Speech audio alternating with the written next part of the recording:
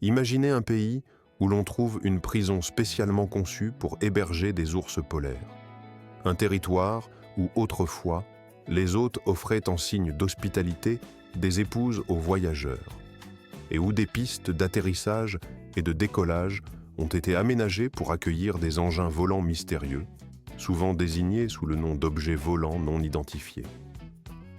Un pays dont les traditions inuites étonnent par leur ancienneté et leur singularité, tout en étant également le théâtre de merveilles et de réalisations modernes où l'impossible semble devenir la règle. C'est le Canada, une terre d'extrêmes et de paradoxes, où chaque jour peut révéler une facette inattendue de la réalité. Sa superficie immense le classe en deuxième position mondiale, juste derrière la Russie, mais sa population, étonnamment peu nombreuse, pourrait tenir dans l'État américain de Californie, laissant encore de vastes espaces vierges. Le nom même de ce pays trouve ses origines dans le mot iroquois « Kanata », qui signifie simplement « colonie » ou « village ». Mais la majorité de cette vaste étendue reste encore aujourd'hui un désert aride et désolé à certains endroits. Dans la région du nord extrême, les températures descendent régulièrement en dessous de 30 degrés Celsius, créant un paysage qui évoque plutôt un cauchemar glacé qu'un endroit habitable. Le pergélisol, cette couche de sol gelé de manière permanente, a façonné l'histoire de cette région, donnant lieu à des épisodes où la réalité semble tout droit sortie d'un film d'horreur. Des scènes où la Terre, figée dans un froid intense, devient presque hostile à toute vie. Dans plusieurs collectivités du nord canadien, le gel si profond du sol rend impossible toute excavation funéraire. Le pergélisol forme une couche si dure qu'elle résiste comme du béton, obligeant les habitants à faire preuve d'ingéniosité pour gérer les pertes humaines. Lorsqu'un décès survient en plein hiver, il faut souvent recourir à des solutions temporaires, stocker les corps dans des garages ou des sous-sols, en attendant que le printemps ne permette de procéder à des enterrements traditionnels lorsque le sol aura enfin dégelé. Si la technologie moderne a permis de pallier certains de ces problèmes, comme l'utilisation d'unités de réfrigération, cette pratique, héritée des générations passées, demeure une réalité quotidienne pour ceux qui vivent dans ces régions glaciales. Le pergélisol influence profondément tout ce qui concerne la vie dans le Nord. La construction des bâtiments, l'agriculture et même les activités humaines les plus simples, que l'on considère comme allant de soi dans d'autres parties du monde. Les habitations doivent être spécialement conçues pour éviter que la chaleur intérieure ne fasse fondre la couche gelée sous leurs fondations, sous peine d'effondrement catastrophique. Chaque hiver, le Nord est enfermé dans une coque de glace et les températures y ont déjà chuté à des niveaux records, bien en dessous de 0 degré Celsius. Cependant, cette froideur extrême ne dure qu'une partie de l'année, car l'été, la situation change radicalement. Les courtes saisons estivales y sont agréables, voire chaudes, avec des températures dépassant souvent les 30 degrés Celsius dans les provinces du Sud, telles que l'Ontario ou la Colombie-Britannique, atténuant ainsi la rigueur du froid hivernal. Paradoxalement, alors que le pays est souvent associé à un progrès technologique avancé, il abrite aussi l'une des communautés amish les plus conservatrices au monde. Ces groupes, principalement concentrés en Ontario, vivent selon des règles ancestrales qui semblent avoir été transmises d'une époque révolue.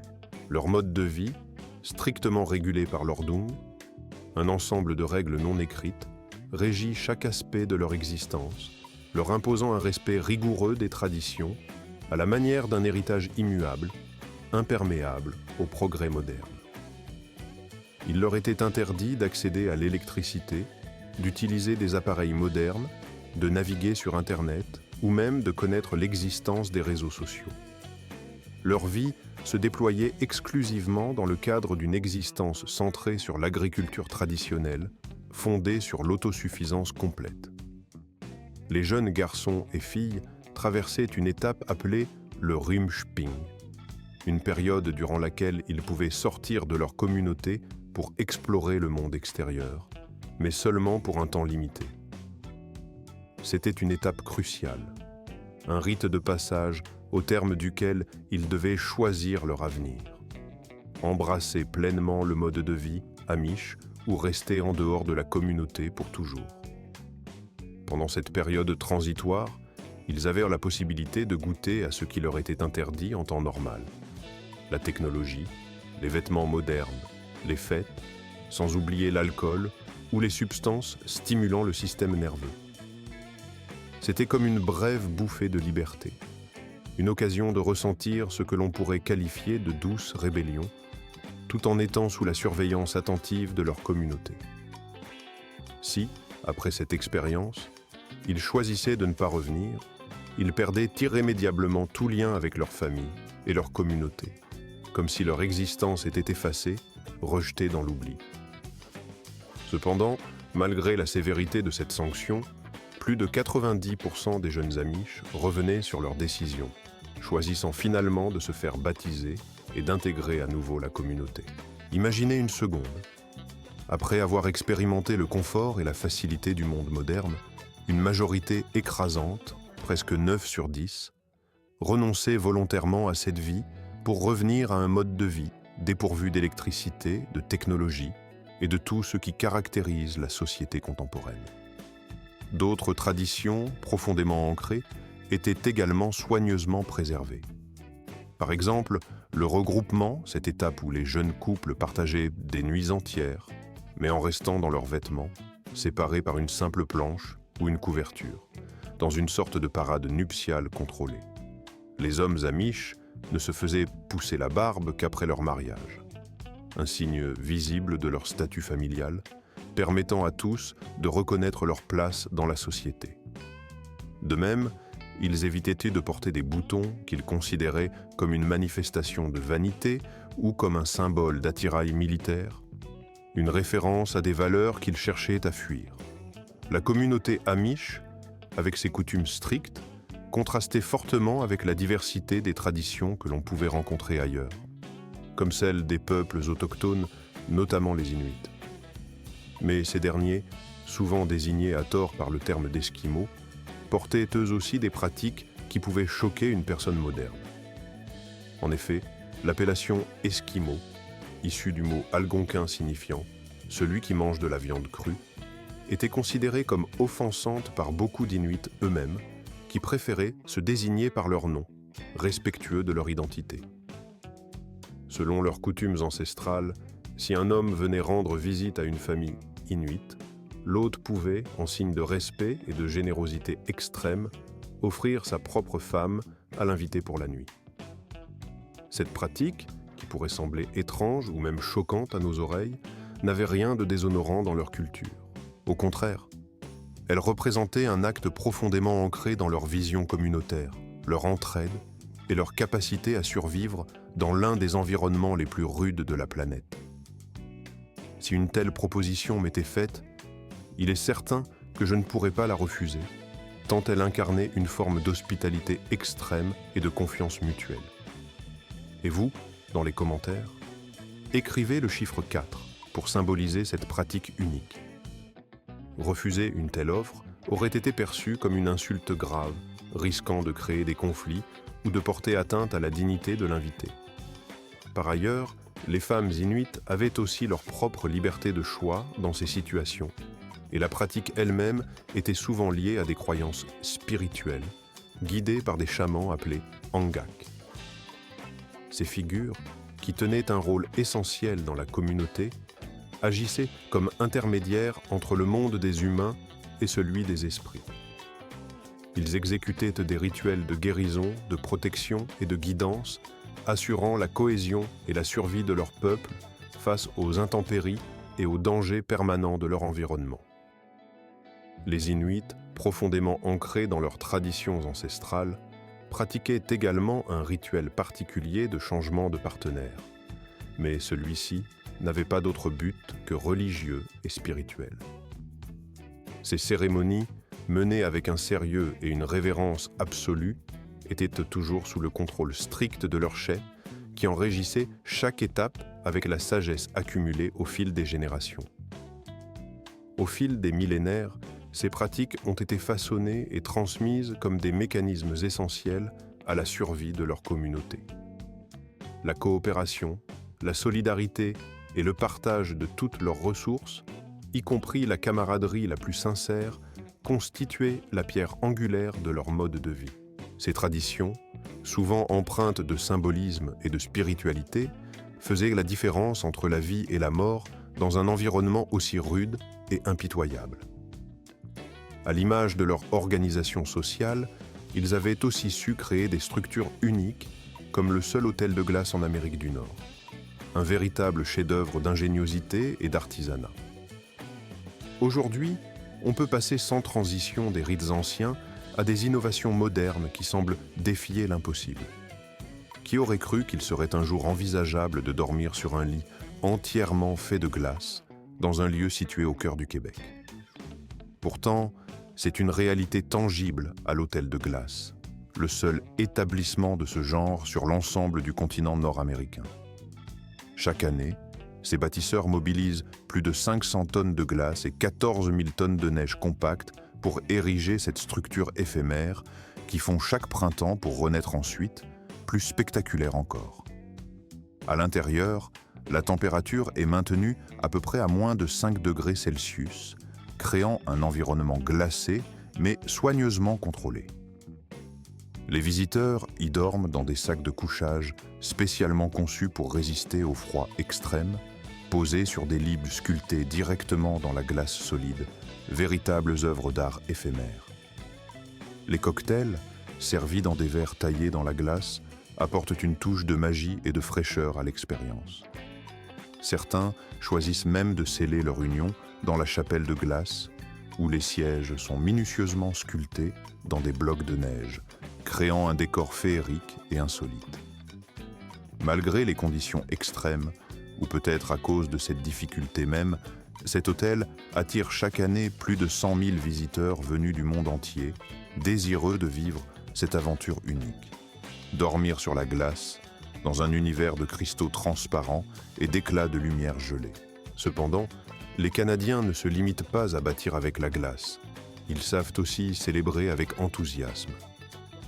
Chaque début d'année, des milliers de Canadiens participent à la nage des morses, un événement aussi insolite qu'émouvant, où ils plongent dans des eaux à peine au-dessus de 0 degré Celsius pour accueillir la nouvelle année.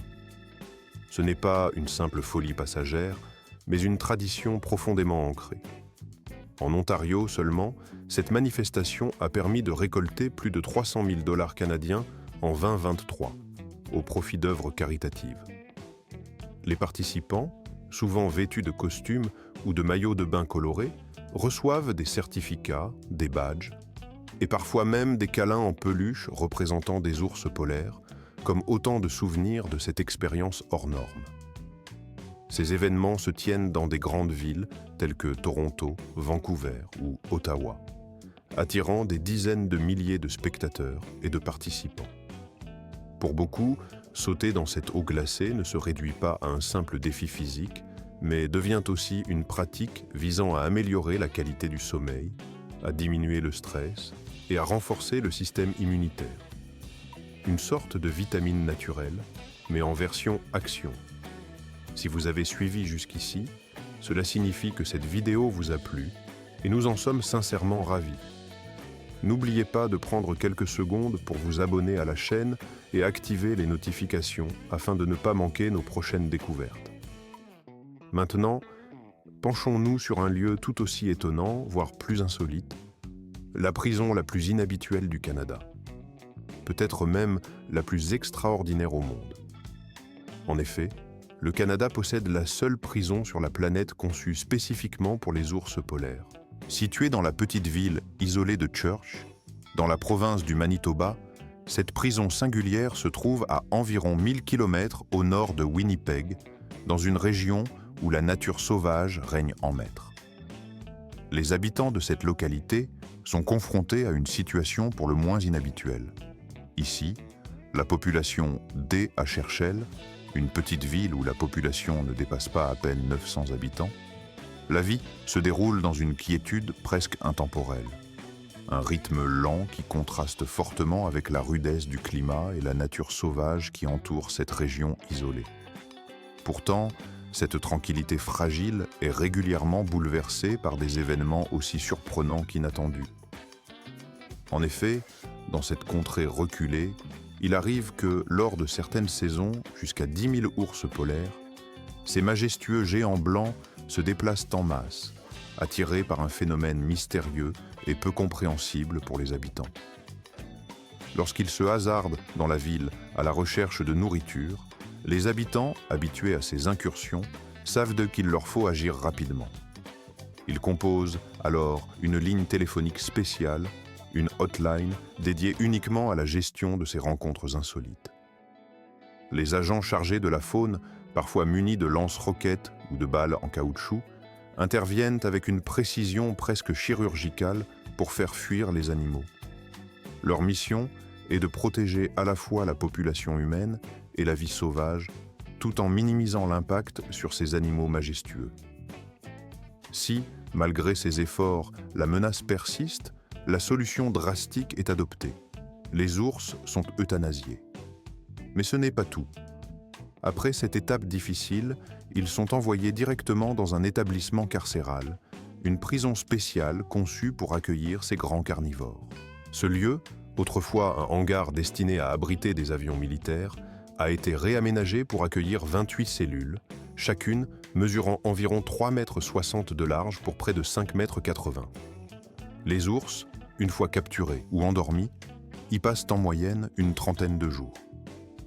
Durant cette période, ils ne reçoivent ni nourriture, ni autre nourriture que de la neige et de l'eau, dans le but de leur faire comprendre que cette ville ne doit pas être perçue comme une source de subsistance ou de repas.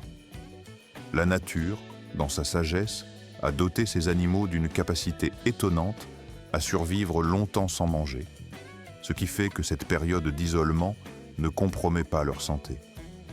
Une fois leur détention terminée, ils sont transportés par hélicoptère vers des régions sauvages, loin de toute présence humaine, où ils sont étiquetés pour un suivi approfondi. Ces mesures permettent de contrôler leur comportement et d'étudier leur adaptation à leur environnement naturel. Les ours qui récidivent, c'est-à-dire qui réapparaissent dans la zone urbaine malgré les efforts, encourent des peines plus longues, voire des mesures plus sévères, dans un souci de prévention et de sécurité. Ce dispositif, aussi étrange qu'impressionnant, paraît tout droit sorti d'un conte pour enfants ou d'un récit fantastique, mais il est en réalité une réalité concrète, essentielle à la survie dans l'un des endroits les plus reculés et hostiles de la planète.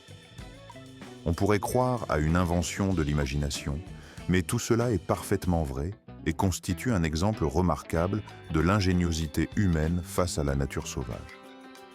Ces solutions ingénieuses, souvent considérées comme des miracles d'ingénierie, sauvent des vies humaines et animales chaque année, illustrant un bras de fer constant entre la civilisation et la nature. Longée par la route transcanadienne, qui s'étend sur près de 4 860 milles, une œuvre d'ingénierie exceptionnelle a été conçue pour préserver la vie sauvage tout en permettant la circulation humaine. 44 passages à niveau, d'une conception unique, ont été construits pour répondre à cet objectif crucial. Ces passages ne sont pas destinés aux véhicules ou aux piétons, mais exclusivement aux animaux sauvages.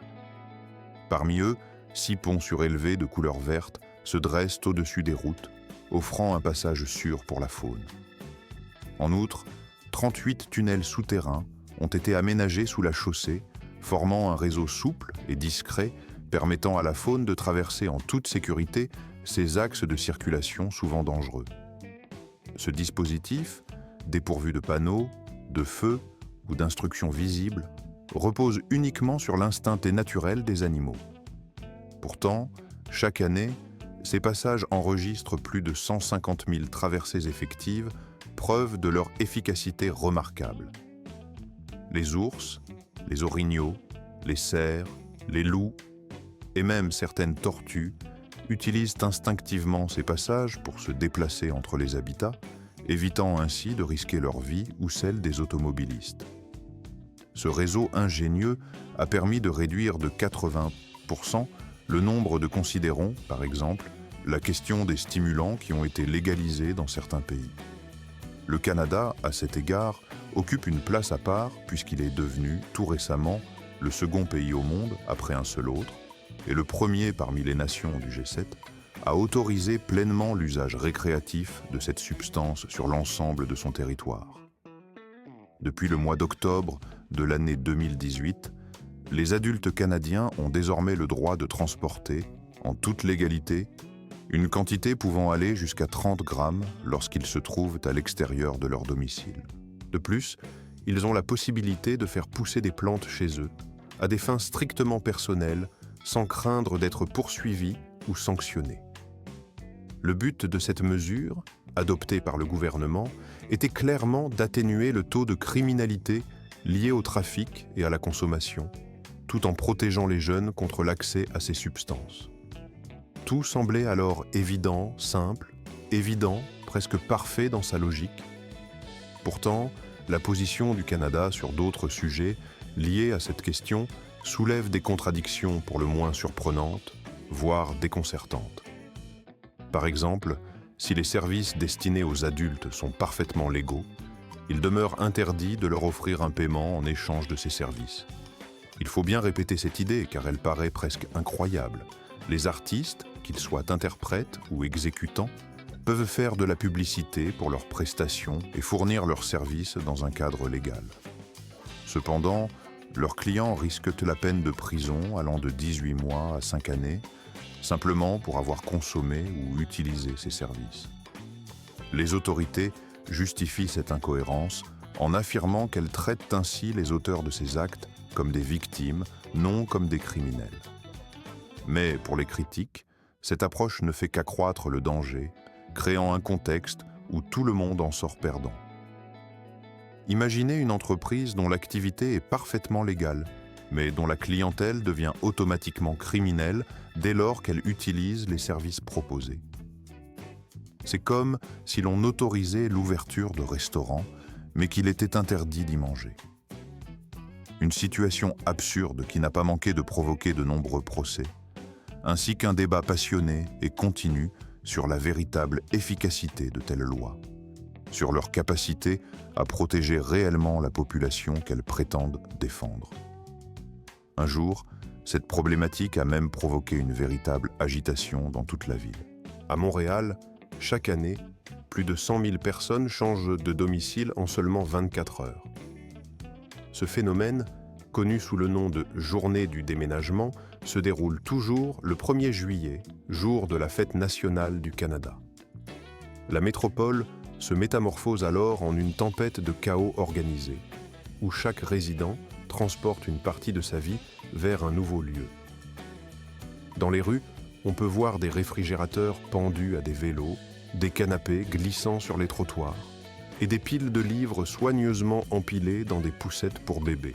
Tous les camions de déménagement sont réservés bien à l'avance et le matériel de location disparaît rapidement des magasins.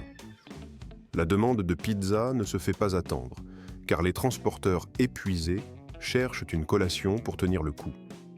Ce qui est peut-être le plus étonnant, c'est que, malgré cette effervescence apparente, tout ce balai de chaos organisé fonctionne comme une horloge bien réglée. Les habitants se préparent à cette journée comme s'il s'agissait d'un événement festif, presque de vacances. Et en réalité, c'est précisément ce qu'elle est devenue. Une tradition colorée, profondément ancrée dans l'identité même de la ville. Elle trouve ses origines dans un simple fait pratique. La majorité des contrats de location se terminaient le même jour, ce qui favorisait cette migration annuelle massive.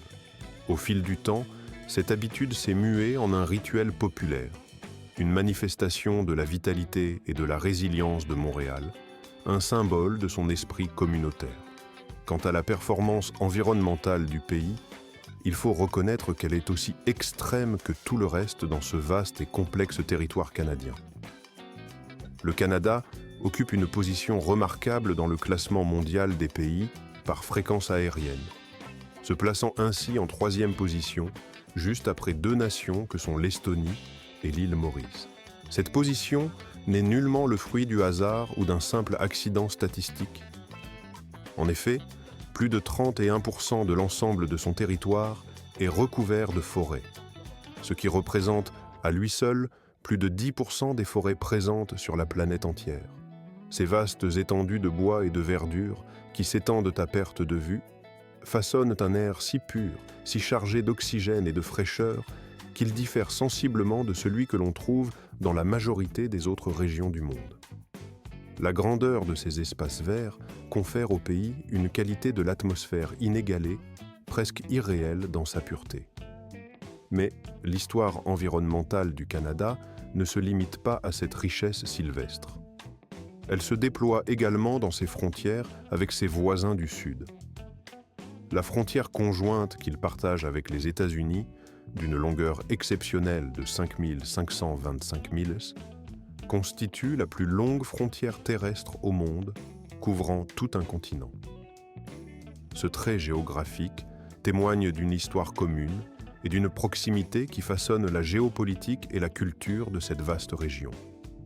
Sur le territoire canadien même se trouve la rue Yonge à Toronto, qui a été officiellement reconnue comme étant la plus longue rue du monde, s'étendant sur 35 milles. Une véritable artère urbaine qui traverse la métropole et symbolise l'étendue et la vitalité de la grande cité. Mais peut-être l'aspect le plus étonnant, voire surprenant de ce pays, réside dans une curiosité qui paraît tout droit sortie de l'imagination la plus audacieuse.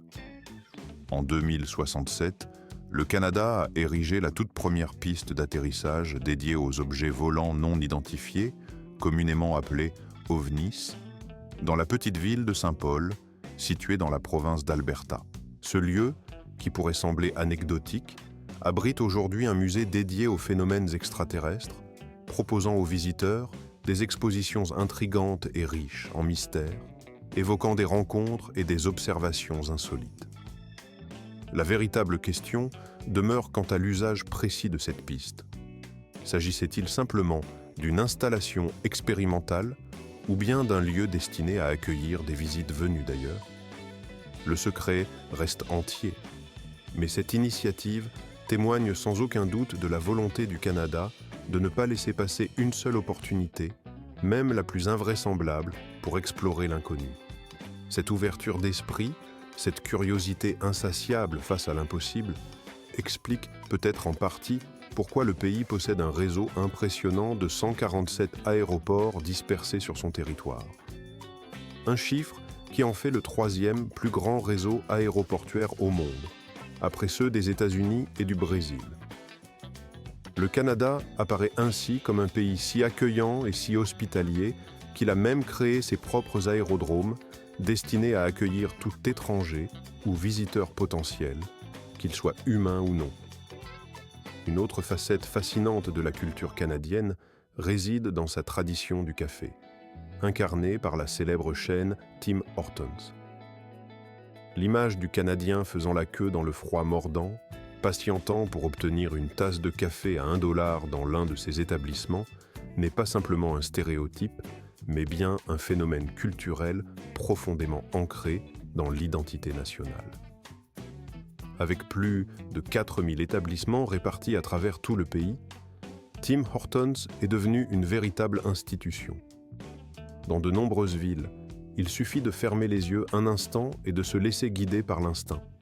Marcher dans n'importe quelle direction, et en quelques minutes, il est presque certain que l'on croisera l'un de ces cafés emblématiques.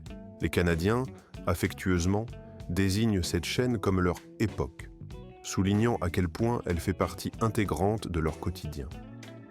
Et ce n'est pas qu'une question de café.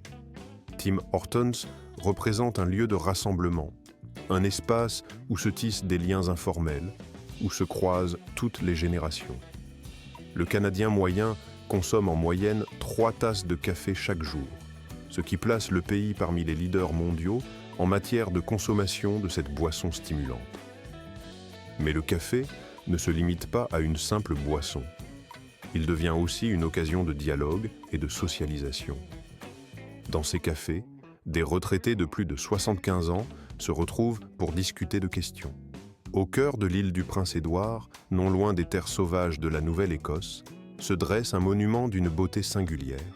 Une œuvre qui transcende la simple architecture pour devenir un véritable symbole de l'ingéniosité humaine et de la conscience écologique. Il ne s'agit pas d'un édifice ordinaire, mais d'une chapelle entièrement façonnée à partir de plus de 25 000 bouteilles recyclées, assemblées avec soin pour former un véritable chef-d'œuvre de cristal. Ce qui aurait pu être considéré comme un déchet insignifiant s'est métamorphosé en un conte féerique, une construction lumineuse qui semble tout droit sortie d'un rêve, prouvant que même ce que l'on jette peut, avec créativité et détermination, devenir une merveille.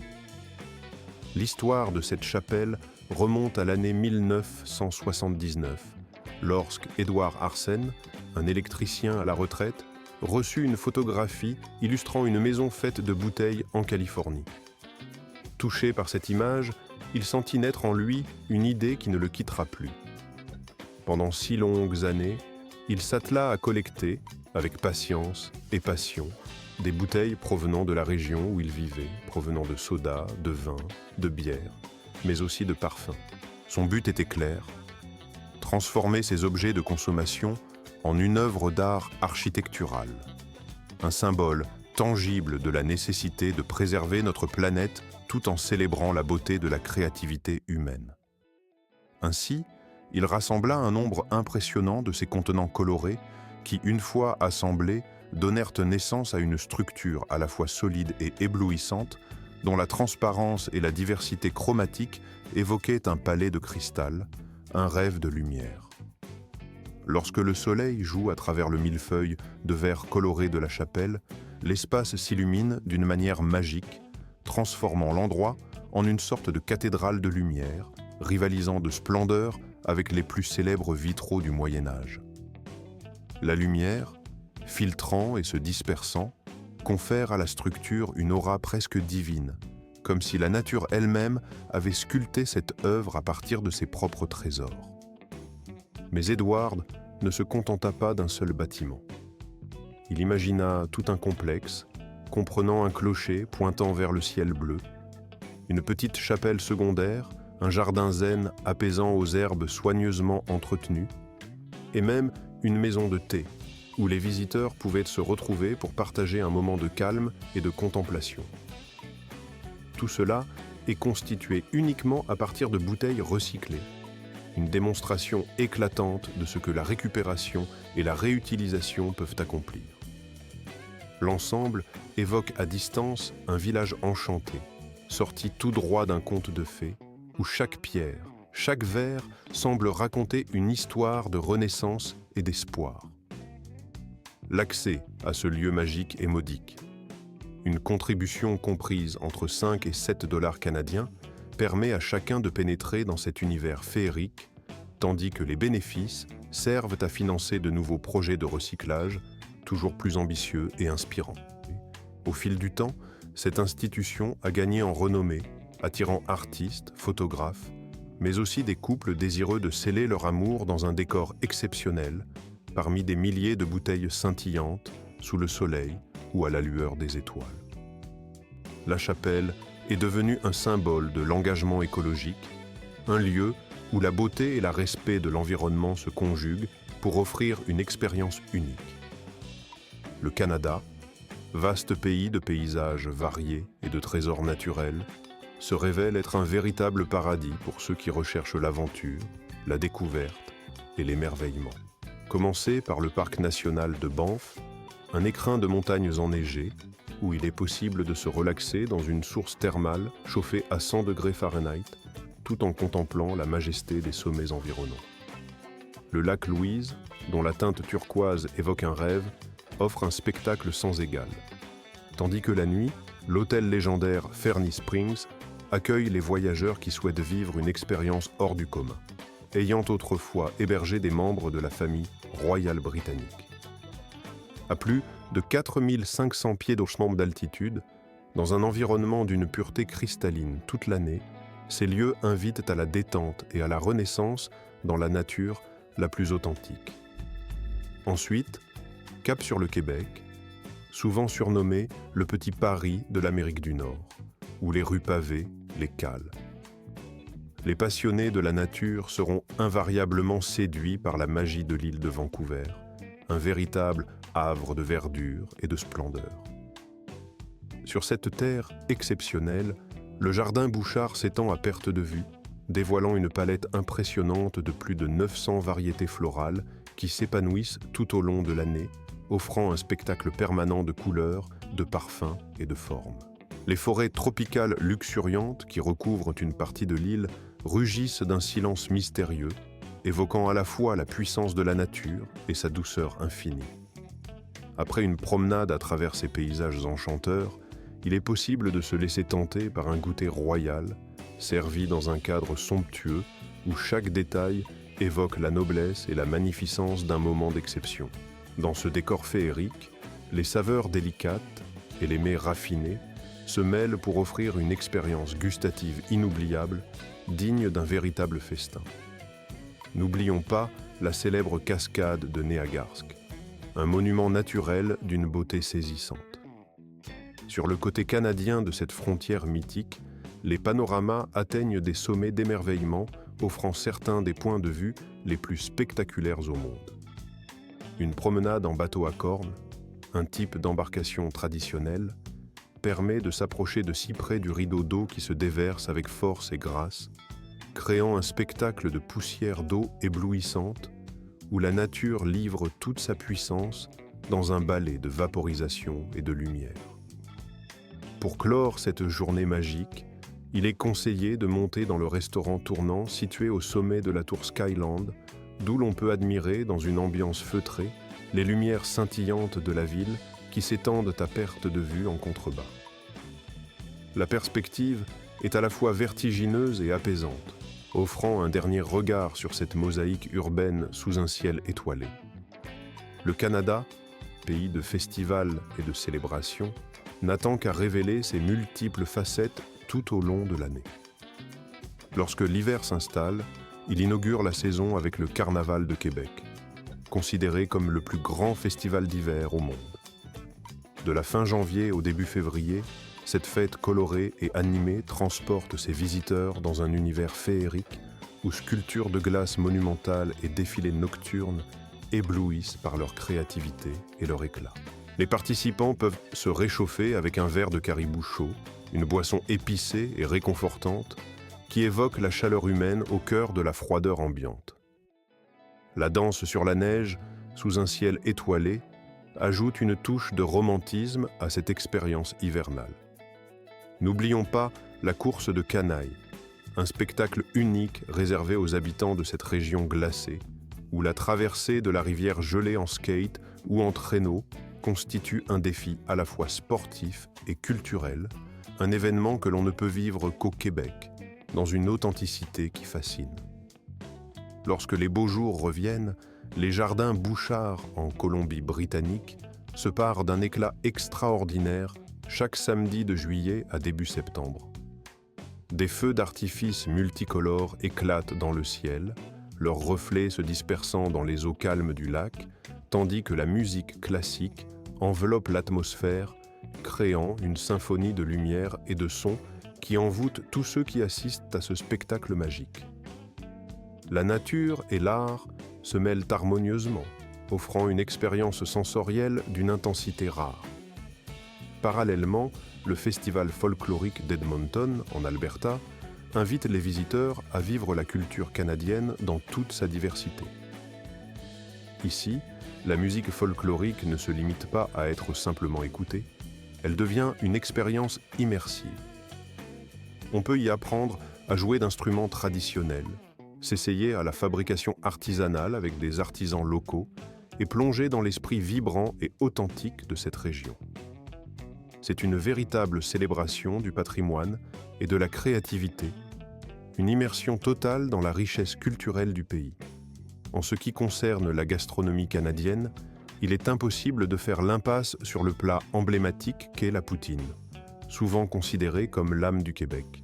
Ce mets simple mais savoureux consiste en des frites dorées, généreusement nappées d'une sauce épaisse et chaude, puis recouvertes de grains de fromage fondu, créant un mélange de textures et de saveurs qui reste gravé dans la mémoire. Pour les trésors culinaires du Canada incarnent à eux seuls une mosaïque riche et variée, reflet d'une culture profondément enracinée dans un rapport intime avec la terre, la nature sauvage et un héritage ancestral. Chaque plat, chaque tradition gastronomique témoigne de cette harmonie subtile entre des éléments naturels et des savoir-faire transmis de génération en génération, façonnant une identité culinaire à la fois authentique et surprenante. À travers ces 15 faits, c'est un pays qui dépasse toutes les attentes, révélant des aspects insoupçonnés de sa réalité, souvent perçus comme simples ou conventionnels. On découvre, avec étonnement, que, dans cette contrée lointaine, il existe des prisons spécialement conçues pour les ours polaires, ces majestueux géants de glace qui, par une étrange ironie, purgent leur peine dans des établissements contrôlés. À côté de cela, émergent des images presque irréelles de tentes volantes, évoquant des engins issus de films de science-fiction ou d'histoires d'ovnis, qui semblent défier les lois de la gravité et de la logique terrestre. Le pays mêle aussi tradition et modernité de manière étonnante, illustrant comment des pratiques ancestrales, comme la chasse ou la fabrication de certains mets, s'intègrent dans un paysage urbain en constante évolution. Paradoxalement, il existe des situations juridiques qui paraissent tout droit sorties d'un cauchemar administratif, des lois ou des règlements qui semblent si absurdement complexes qu'ils donnent l'impression que le pays tout entier joue avec les limites de la logique. Le Canada, en somme, démontre que la réalité peut se révéler à la fois plus étrange et plus captivante que n'importe quelle œuvre de fiction. La richesse de ses particularismes, la diversité de ses modes de vie et l'étrangeté de ses phénomènes quotidiens en font un pays où l'inattendu devient la norme, où l'exception devient la règle. Dès lors, chaque fois que l'on évoque le Canada, il faut se souvenir que derrière les clichés de politesse extrême et de sirop d'érable en abondance se cache une nation bien plus complexe, pleine de surprises et de paradoxes. Un pays où, par exemple, des ours polaires peuvent être condamnés à purger leur peine en prison, où des cités entières changent de lieu en une seule journée, où des hommes et des femmes choisissent volontairement de dormir sur des couches de glace, défiant ainsi toutes les lois naturelles. Le quotidien de ces Canadiens est rempli de ces paradoxes, où l'impossible devient presque banal, si bien qu'ils en oublient parfois à quel point leur environnement est inhabituel ou extraordinaire. La véritable difficulté, peut-être, réside dans cette normalité apparente, qui masque des réalités aussi surprenantes qu'étonnantes. J'espère que la vidéo que je viens de vous présenter vous a plu et que vous avez apprécié cette plongée dans un univers singulier. Si tel est le cas, n'oubliez pas de manifester votre enthousiasme en cliquant sur le bouton dédié et de vous abonner à la chaîne pour ne rater aucune de nos futures explorations. Votre soutien est précieux, car il nous permet de continuer à produire des contenus toujours plus riches et captivants. Pensez aussi à regarder la prochaine vidéo qui s'affichera à l'écran, car je suis convaincu qu'elle vous séduira autant que celle-ci. N'hésitez pas à laisser un commentaire pour nous indiquer le pays ou la région que vous aimeriez que nous découvrions lors de notre prochaine aventure. Je vous remercie infiniment d'avoir consacré votre temps à cette exploration du Canada et je vous donne rendez-vous très bientôt pour une nouvelle immersion dans un autre coin du monde.